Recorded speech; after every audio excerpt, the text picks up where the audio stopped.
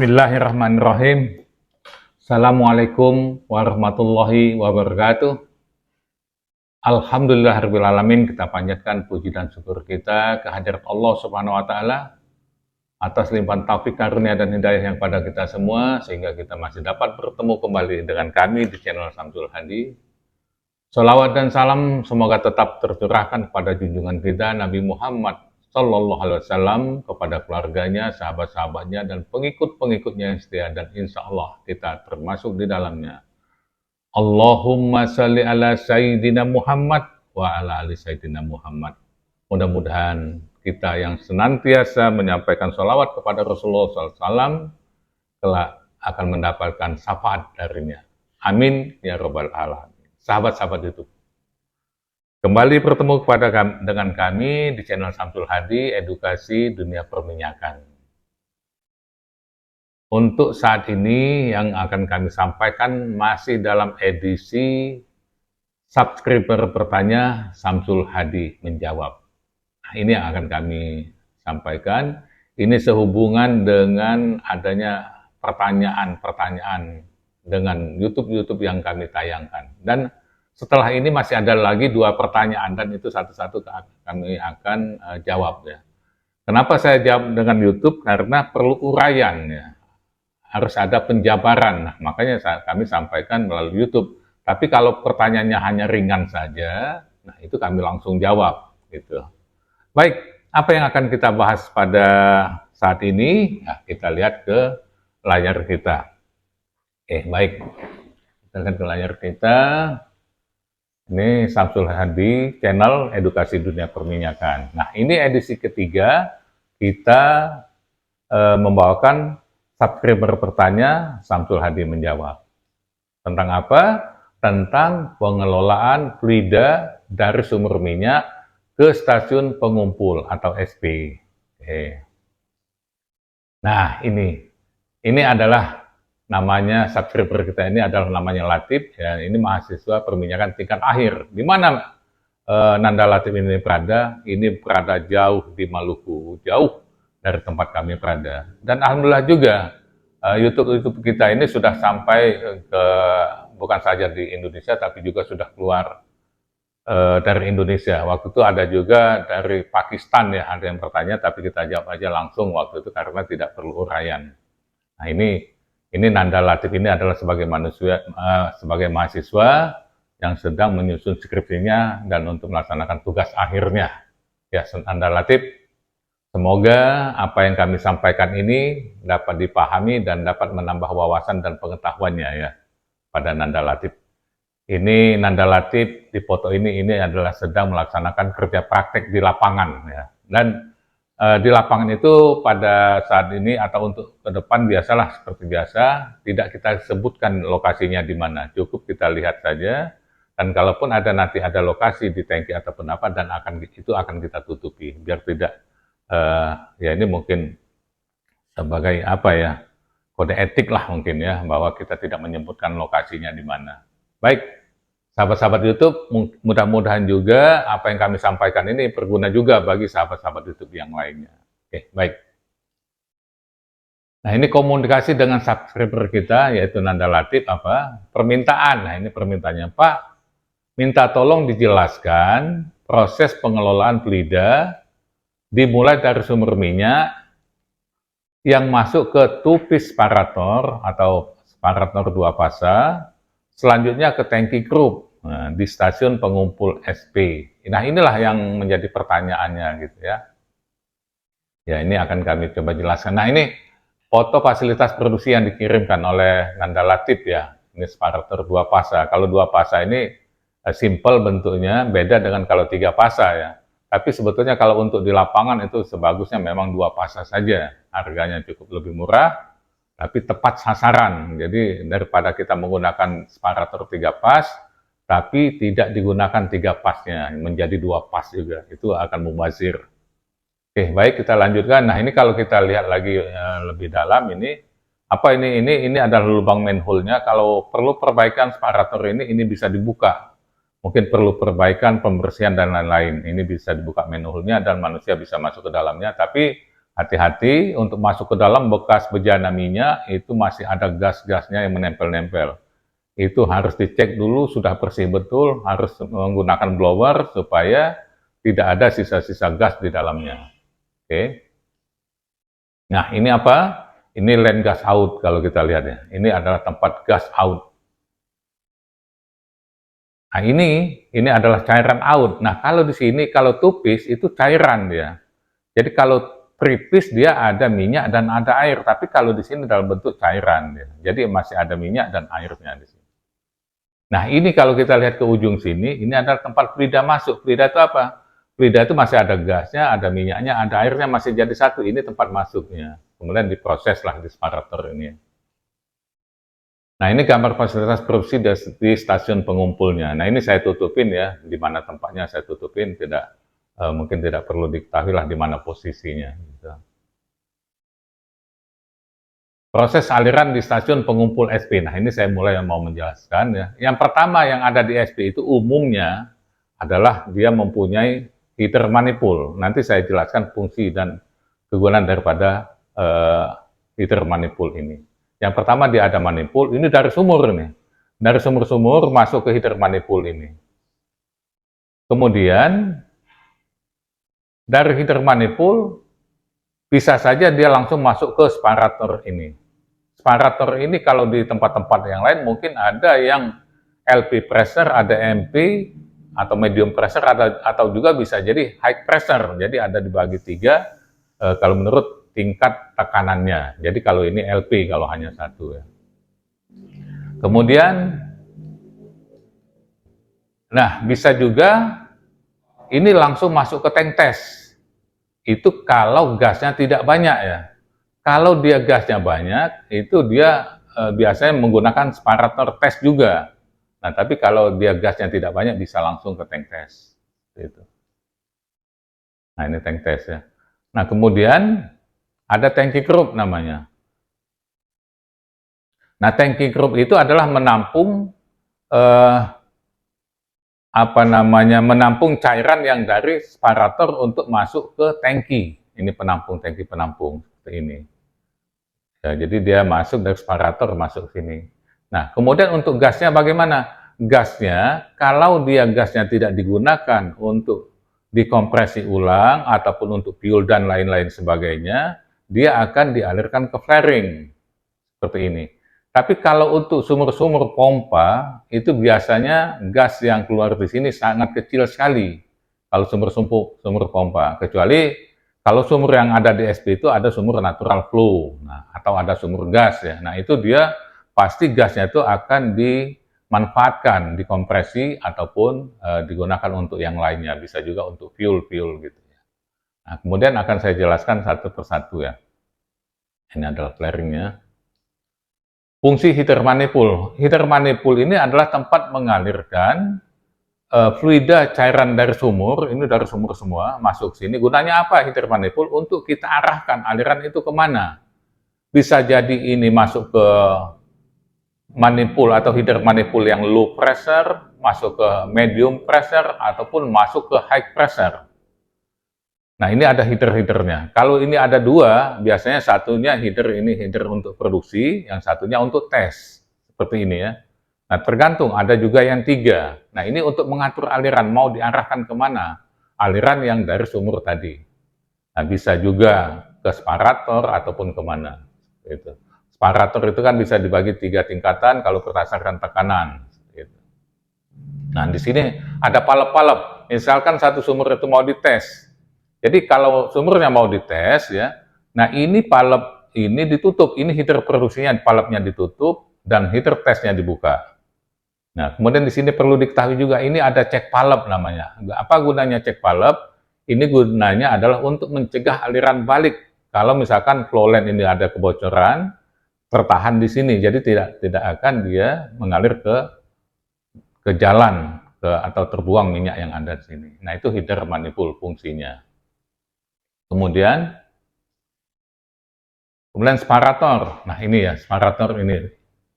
Ini apa fungsi separator? Nah, fungsi separator itu ya adalah untuk memisahkan cairan dengan gas. itu untuk yang 2 fasa. Kalau 3 fasa itu untuk memisahkan, ya, saya tulis saja. Jadi kalau 2 fasa ya, 1, 2 fasa itu untuk memisahkan gas dan cairan.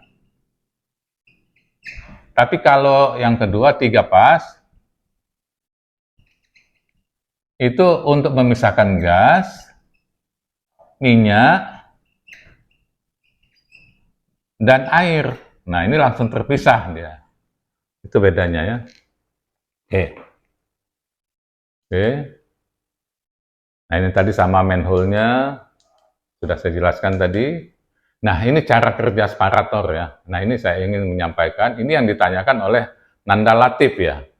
Nah, ini Nanda Latif ya. Ini adalah inlet ya. Inlet ini tempat fluida masuk. Fluida masuk ini itu masih ada gasnya, kemudian ada minyaknya, ada airnya. Ini masuk ya, inlet elemen masuk ke sini. Nah, dari sini dia ditaprakkan ke sini biasanya supaya dia turun ke bawah. Kemudian ini ada penghadang juga supaya cairan ini terbagi dulu di sini, turun dulu ke sini supaya tidak langsung ke bagian ujung. Ya. Nah, kemudian ini saya pakai yang ini saja kelihatan ya. Nah, kemudian dari sini ya, ini gas dan cairan akan terpisah dengan sendirinya berdasarkan berat jenis atau density ya. Jadi kalau gas itu dia naik ke atas ya, lewat sini. Jadi ini bisa lewat sini. Nah, cairan itu akan berada di bawah. Cairan ini bisa air dan minyak di sini. Nah, dia berada di bawah. Nah, begitu ada pertambahan level cairan ya, pertambahannya level cairan di sini, maka ada yang berfungsi di sini. Ini ini outlet cairannya. Di sini ada fluter. Ada fluter yang akan berfungsi untuk menggerakkan dam valve ini. Nah, akan digerakkan oleh controller. Nah, seperti inilah dia. Ada controller yang akan mengatur buka tutupnya dam valve minyak ini, dam valve cairan ya. Nah, apa yang menggerakkan controller ini? Controller ini digerakkan oleh fluter yang ada di atas cairan ini. Nah, ini ada fluter. Seperti itu. Nah, begitu fluternya naik akan menggerakkan controller. Nah, controller akan apabila ada outputnya, dia akan membuka dam valve di sini. Dan nanti kalau outputnya 0, maka dam valve-nya akan menutup kembali. Nah, jadi cairan tadi apabila tambah naik, fluternya juga akan naik, maka controllernya memerintahkan dam valve untuk membuka. Nah, itu untuk cairan yang naik. Bagaimana dengan gas? Nah, gas itu kalau dia tekanannya naik, itu sudah disetting biasanya tergantung settingnya berapa, bisa jadi 20, 30, 40, bahkan 50. Tergantung gas itu digunakan apa tidak. Nah, kalau dia akan dikompresi lagi, paling tidak biasanya dia ditahan tekanan separator ini 50 psi. Itu ya, nah, 50 psi. Nah, yang mengaturnya adalah kontrol valve gas. Nah, ini ada kontrol valve. Nah, dia mempunyai controller juga seperti ini. Nah, ini ada input, ada supply, ini ada output. Nah, ini yang mengatur. Nah, jadi kalau tekanan naik ya. Nah, kalau tekanan naik, maka sensing tekanan itu akan dimasukkan ke bottom tube ini, ke sini. Nah, ini kalau dia naik tekanan, dia akan membuka. Nah, mungkin seperti ini ya. Nah, jadi bottom tube itu seperti ini. Jadi kalau ini katakanlah tekanannya sedang kosong seperti ini, tapi begitu tekanannya naik ya, dia akan membuka. Nah, begitu ya. Jadi kalau tekanan turun begini, kalau dia ini naik seperti ini. Nah, dari situlah jadi dia akan menggerakkan kontrol yang ada di sini, adanya supply, dibuang sebagian atau semuanya dimanfaatkan untuk menjadi output. Nah, pada saat tekanan naik ya, supply yang dikirim ini menjadi output. Nah, kemudian kalau tekanannya turun normal kembali seperti yang sudah disetting, maka ini akan turun lagi dan outputnya akan menjadi 0 ataupun sangat kecil. Ya. Nah, jadi dia akan diatur oleh controller ini sehingga akan membuka kontrol valve gas ini. Nah, ini akan terbuang. Nah, seperti itulah prosesnya ya. Jadi sangat sederhana sekali. Jadi pemisahan di sini hanya sangat mudah antara gas dengan cairan. Kenapa? Bedanya jauh sekali. Jadi gas itu sangat ringan, sedangkan cairan itu sangat berat lah. Cairan itu bisa kalau air itu 1 kg per liternya, tapi kalau gas sangat-sangat ringan sekali. Nah, kalau density cairan itu dibandingkan dengan air, tapi kalau gas dibandingkan dengan udara. Ya, itu. Ya, oke. Oke, mungkin itu ya untuk cara kerja separator tupis ini. Nah, kemudian kita lanjutkan lagi. Nah, ini adalah tangki tes. Ya. Tangki tes ini gunanya adalah untuk kita mengetahui kemampuan produksi dari satu sumur lah. Jadi sumur itu kita tes, jadi dites, well, untuk apa? Untuk mengetahui satu produksi cross-nya, kemudian kedua kita mengetahui di sampel nantinya diketahui water cut, ini water cut-nya berapa, ini berapa, dari water cut kita ketahui, itu kita akan mengetahui berapa produksi netnya berapa. Nah, kalau dia punya gas, itu dimasukkan dulu ke separator tes, maka kita akan mengetahui berapa volume Ki gasnya, berapa Ki gasnya. Nah, seperti itu, gasnya berapa. Nah, ini fungsi tank tes ini. Nanti di tes ini, di tangki tes ini akan kita tahu berapa jumlah minyaknya, selama berapa jam kita ngetesnya. Misalkan kita ngetes 4 jam. Nah, berapa volumenya? Nah, dari situlah kita akan mengetahui berapa produksi cross-nya dalam 24 jam. Biasanya disebut BFPD, barrel fluid per day. Nah, kalau water cut ini satuannya persen, kalau net ini BOPD atau barrel oil per day. Ya. Nah, kalau berapa Ki gasnya ini satuannya SCFD, standar kubik feet day. Kalau satuannya, kalau dalam ribuan dia menjadi M, kalau lebih banyak lagi menjadi SCFD. Seperti itu satuannya ya. Oke. Nah, kemudian tangki group. Nah, tangki group ini menampung sumur-sumur gabungan. Jadi ada mungkin di stasiun itu ada 15 sumur lah katakanlah. Satu dites, 14 masuk ke tangki gabungan, tangki group. Nanti semua minyaknya dimasukkan ke sini. Nah, dari sini nanti baru akan dipompa. Kemana dipompanya? Kalau ini SP, dia biasanya akan dipompa ke SPU, stasiun pengumpul utama. Jadi ini untuk menampung di SP. Oke. Nah, ada juga flaring. Apa gunanya flaring? Nah, flaring ini kalau ini mungkin ada yang orang awam lah katakan, kenapa gasnya dibakar? Kenapa harus ada flaring? Kan sayang gitu. Nah, flaring ini adalah suatu keharusan ya dalam setiap SP.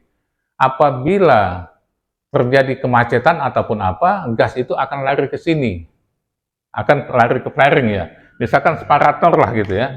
Ada separator lah sini. Nah, ini ada separator, ini ada line gasnya. Nah, misalkan ini ada kemacetan ataupun ada apa-apa, ini gasnya akan dibuang ke flaring. Ini ke flaring di sini. Nah, seperti ini. Ini misalkan di cabang ini ada dia digunakan. Sebentar, ini misalkan dia digunakan untuk ke kompresor lah katakanlah. Ini misalkan ada kompresor, dikompresi lah gasnya. Nah, ini gas ini dikompresi sehingga flaring ini kecil. Ada gasnya tapi kecil. Nah, begitu terjadi kompresor ini shutdown ya. Shutdown, maka gas itu akan larinya ke flaring. Nah, bayangkan kalau tidak punya flaring, ini shutdown, gasnya mau kemana? Nah, itu bahayanya kalau tidak ada flaring. Jadi flaring itu suatu keharusan ya. Jadi untuk menyalurkan gas dan dia harus dikasih api. Kalau gas yang di flaring itu tidak dikasih api, mati katakanlah gasnya, tidak dikasih api, maka gas itu pada malam hari atau pada saat suhu yang dingin, dia akan merayap di bawah. Nah, itu akan sangat berbahaya. Kalau ada yang tidak tahu bahwa itu ada gas, ada api, nah itu terjadi kebakaran nantinya. Itulah perlunya flaring. Oke. Nah, itu yang dapat kami sampaikan ya untuk Nanda Latif mengenai proses Frida yang masuk ke SP sampai dipompakan gitu. Itu untuk di SP-nya. Semoga apa yang kami sampaikan ini dapat bermanfaat ya. Kalaupun masih ada pertanyaan, silahkan disampaikan lagi kepada kami. Itu saya yang dapat kami sampaikan. Billahi taufiq wal hidayah. Wassalamualaikum warahmatullahi wabarakatuh.